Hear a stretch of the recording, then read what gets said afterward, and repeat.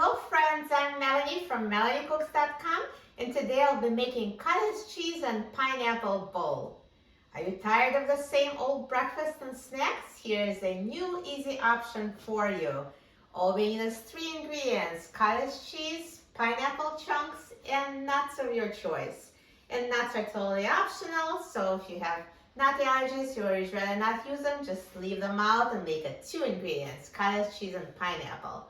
But I do like the nuts in there. They add extra crunch, so good. So all we need is cottage cheese. You can use a full fat option for creaminess or a low fat for a lighter option. We need pineapple. You can use canned one to make it easy, or of course you can always use fresh. If you're using canned pineapple chunks, please drain them. We don't want the liquid in there, so just pineapple chunks drained. And here I have fresh walnuts. For the healthiest option, make them raw and unsalted. So just add the cottage cheese to the bowl,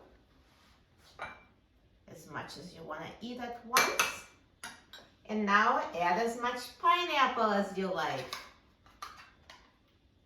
Pineapple chunks, they just add this amazing sweetness. Pineapple goes so good with cottage cheese. Of course, you can dump the whole can in there. Totally up to you how much pineapple you like. And I'm going to add a handful of walnuts. And now just mix it together.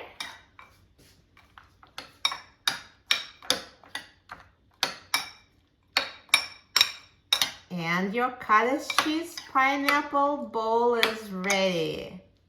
Best things are simple. So easy, delicious, healthy. You will love it. And now let's try it. I'm so excited about trying it. I love this combo.